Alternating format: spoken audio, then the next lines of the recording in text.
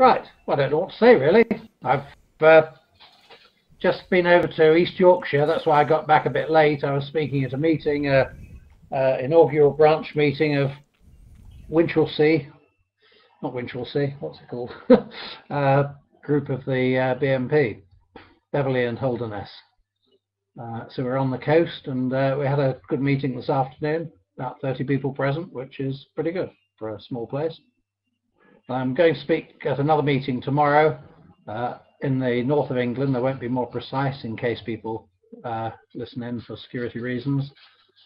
And I'm speaking in the Midlands next weekend.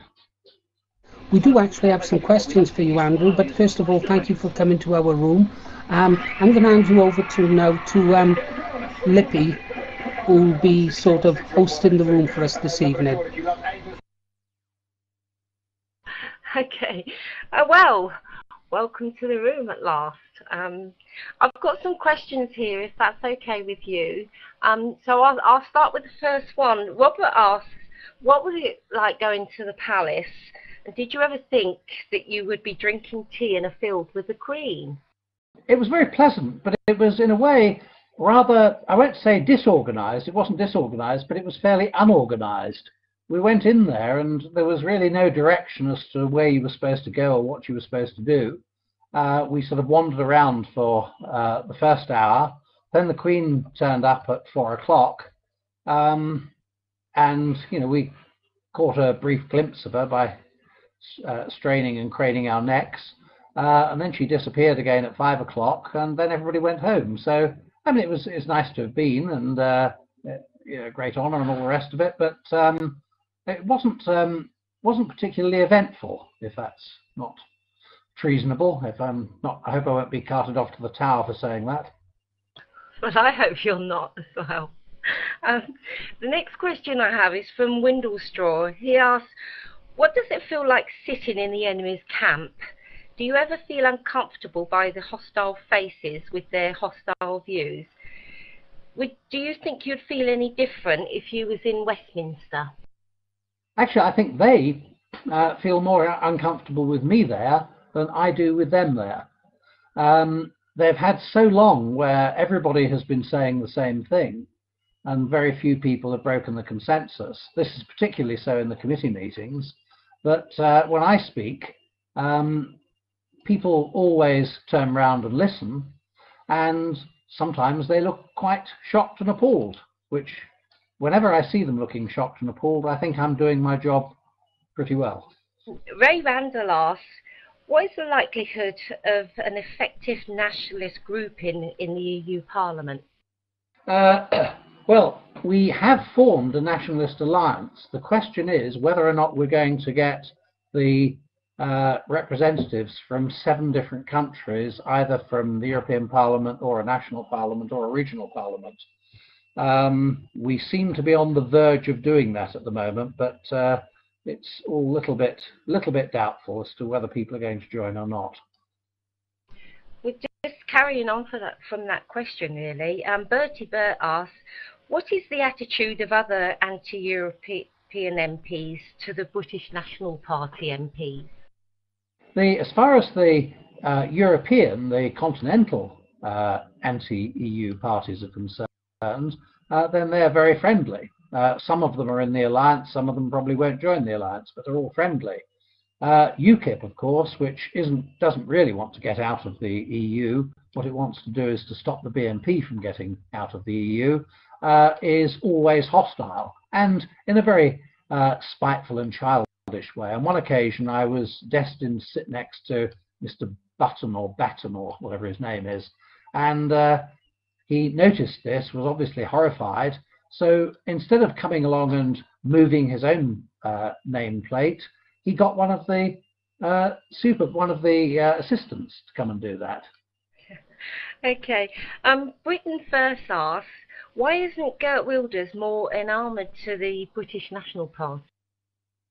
Well, their party has really come from a different direction. They didn't start off as a nationalist party at all. They started off in a way as a liberal party, and their objection is to Islam, which is clearly illiberal. So they're not really a nationalist party at all. That, on the other hand, it must be said that some of their supporters, certainly their voters, and indeed some of their members, probably are genuine nationalists underneath, but I don't think Wilders is. Nevertheless, he's being prosecuted at the moment, and I stand up for him. I always say he's not somebody I have much sympathy with, but nevertheless, it's I stand up for the rights of free speech for people I don't agree with, as well as those I do agree with. And the Green Arrow asks, will you be present to support the chairman, Simon Darby, and Tanya Lumley next month at the Royal Courts of Justices? Do you think you'll be able to make it that day? On the 7th, 8th, I'm in Brussels on the Monday, but I might be able to on the Tuesday. That's good. I read somewhere that they fine you if you don't turn up when you're supposed to. Is that on every occasion? If we miss so many of the plenary sessions, those are the full parliamentary sessions, you do lose some of your subsistence allowance. But they don't fine you for not turning up to committees. In fact, one of the things I've been appalled at is the low attendance at some of the committees. I went into a special hearing of my Libe committee the other day, and I arrived about 10 minutes late, and one of the assistants said, "We've been waiting for you to arrive," which I was a bit puzzled by. And then I discovered the reason they were waiting for me to arrive was they had a lot of speakers on the platform and nobody to speak to. I was the only one present. One more question that I've got on my list from the Green Arrow. The party is going through tough times at the moment. When are we going to see any light at the end of the tunnel? I think what we've got to do is to find some degree of party unity. Until we can keep the party together, then I don't think we'll see a great deal of success. But once we get over the inability to keep the party together, I'm sure that we will see success. The people are waiting for a united nationalist party. If anybody wants to ask a question, could you raise your hand and then I'll call you to the mic. And the first question goes to Warsash. Do you have an opinion on the EDL? They seem to be incredibly well funded. More their leaders would be capable of organising them, and they do seem to be starting to get a more favourable press, in that the press seems to be less hostile to them than they were. And I'm just wondering what you make of the EDL. I don't know. I mean, I'm a little bit sceptical about them. They seem to be simply opposed to Islam rather than pro-nationalist. They also tend, I think, to be rather partisan on Middle Eastern questions, whereas we in the BNP take no partisan line at all. But nevertheless, they do clearly attract some people who are genuine. As far as their tactics are concerned, then there are dangers that they could be accused of creating public order difficulties, which might then be used to attack us. But I keep an open mind, really. But I'm a skeptic in both directions. I'm a skeptic both of those who would be their complete supporters, but equally those who would be their detractors. I think we must keep an open mind about these things. Okay, your mic back. I just want to say thanks for all your hard work for the movement, Mr. Brons. And my question is, during the 2009 European elections, the media gave you a lot of interviews. And I noticed that you were particularly good at dealing with the media. And I just wanted to know, do you have any tips on, how do you deal with the media? How do you combat their attack style? Yes, I try to be as frank as I can be. I try not to sidestep questions, but to take them head on and answer them. And where necessary, not in an aggressive way, but where necessary, go on the offensive. In some ways, I'm very flattered for your comments. I'm not sort of predicating my answer on the idea that I support your flattery, but it's very kind of you anyway. But I'm not really. It's sometimes very difficult to analyze your own tactics, isn't it? I think in many ways what we do is simply to act in a way that's almost intuitive and instinctive without actually being able to sort of write down the moves that are being taken, if that makes sense. Robert, your mic. Hello, Andrew. I'm just like to say that the West Midlands guys have been out today. There's a by-election running on the November 11th, and we actually got the whole ward leafleted in just about 2 hours. So we had enough turnout to. Things are still progressing. Things are still being fought for. It's a tough slog, but I mean, somebody's got to do it. We've got to get the message out there, get the people in the positions where we need them, and it's still going on. That's great. I mean, that's the thing that heartens me when I hear about BNP people getting back to real work, which is passing our message over to the general public. That's the thing that I'm really concerned. Somebody's mentioned Peter Levy. He's the person who interviewed me twice on Radio Humberside, and although I say it myself, I think he came off rather badly on both occasions. Well done. Wendell Straw, your mic. Thank you. Hello, Andrew. You've answered half my original question, which was about finding yourself in a hostile environment, where you said that, but on a rather personal note, and with no implication intended, no implication or suggestion about your motives or anything like that.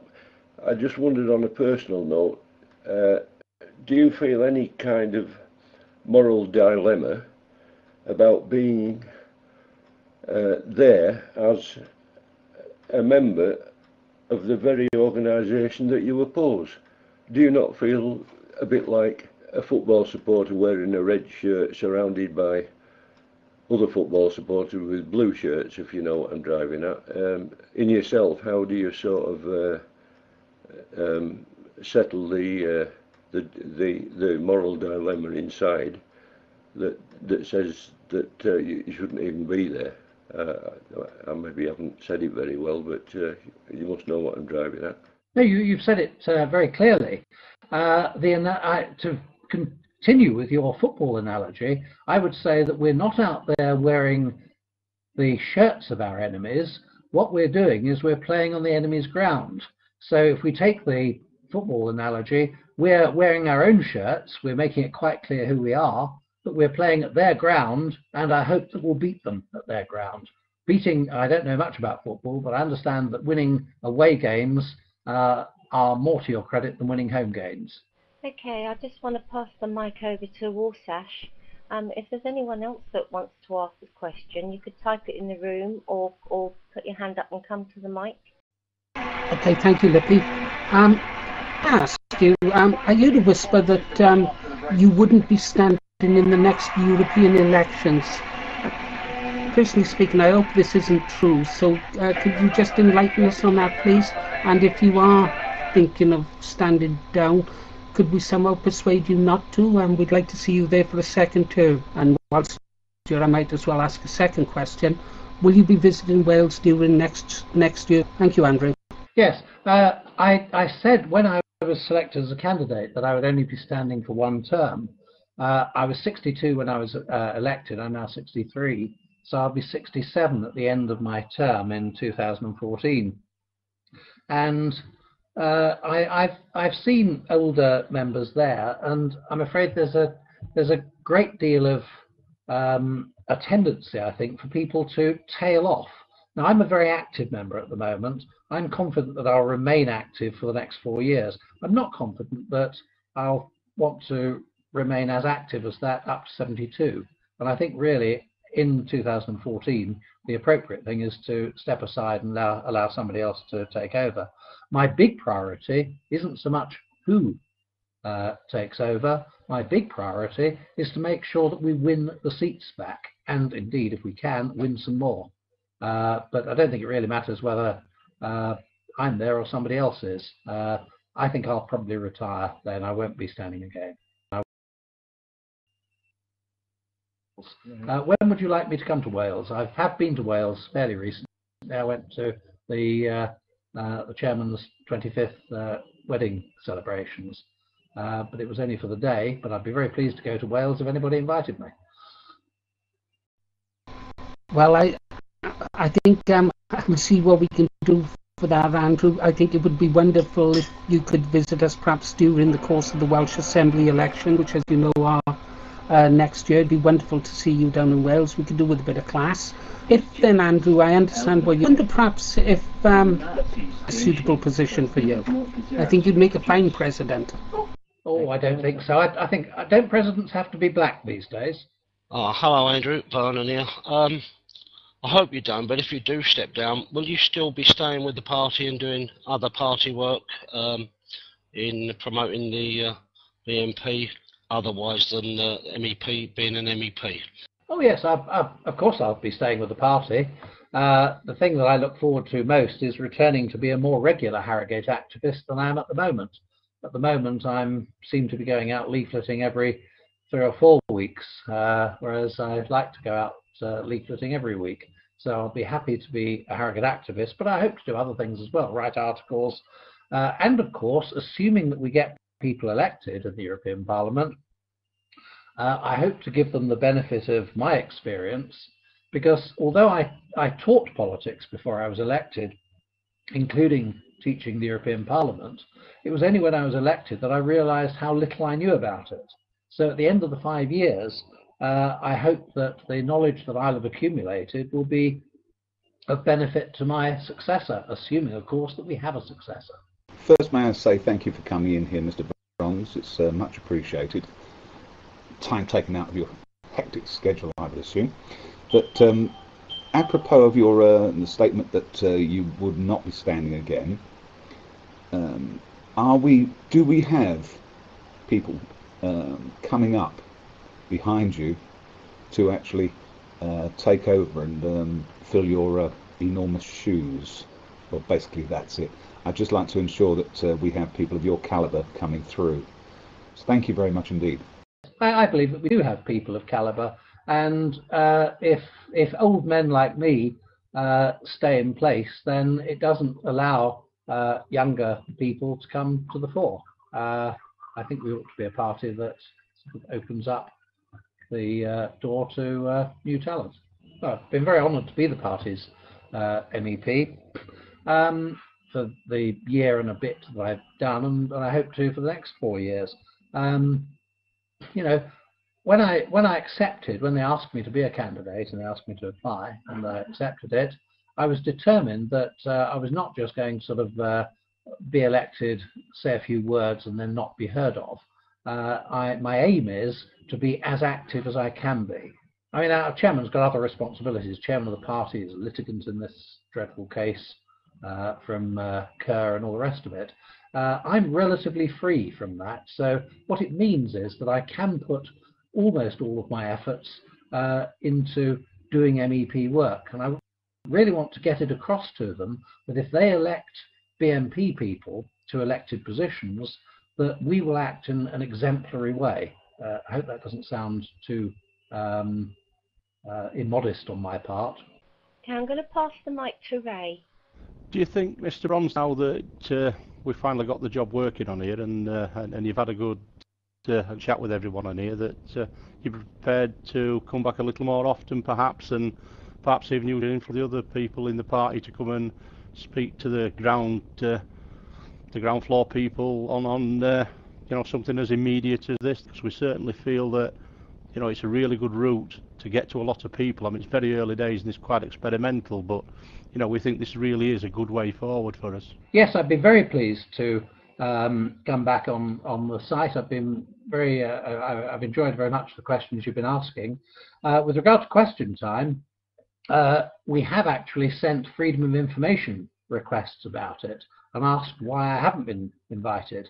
As far as the Radio 4 programme is concerned, if you like, the sister programme, Any Questions, I've put in letters. I also gate crashed any answers on one occasion, spoke to Jonathan Dimbleby and asked him why the BNP hadn't been invited when the Greens and UKIP had been invited several times. There's a question here, did you ever think you'd be elected? Yes, I did have it at the back of my mind.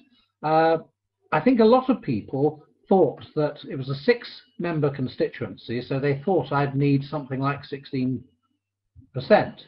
But I used to teach politics, of course. In fact, I taught politics right up until 3 days after being elected. And I understood the D'Hondt system under which I was elected. So I knew that I didn't need 16.6%. All I needed to do is to get nearer to 16.6% than any of the other parties did, to a multiple of that. So once, if you asked me the day before, no, I didn't think I was going to be elected, because I'd seen the county council elections, and we caught a glimpse of some of the Euro ballots, and it didn't look as if we had many votes. But once I got to the counting place, we saw the quantity coming in, and I was then fairly convinced that we were going to win. Hello again, Andrew. I was just like to put my position across. I mean, I'm relatively new to politics. I mean, my political experience has been about 2 years now. You've had a lifetime of politics. What would you say to someone like me? Because I mean, my politics at the moment is totally nationalist. I don't have a clue really about the other politics of the other parties, apart from in my eyes, they're no good. And they're out to line their own pockets, and they don't care about normal people. What would you say to someone like me that's just starting out in politics, and should I even bother looking at their policies, and or is there something you'd advise, you know, to know the enemy that way? Our opponents are the people who are not simply not on our side, they're actively trying to destroy our country and our people. I think we must understand them if we're going to attack them successfully. So to that extent, yes, we must understand them absolutely. I'm afraid I've been told that my meal is waiting for me, so I'd be very grateful if I could say goodbye tonight, but I'd love to come back and speak to you on another occasion if I might. Good night, Mr. Bronson. Thank you on behalf of the British Resistance promoting the BNP chat room. Enjoy your meal, sir. Thank you, and thank you very much for inviting me. I've really enjoyed the chat we've had this evening, and I look forward to having many others.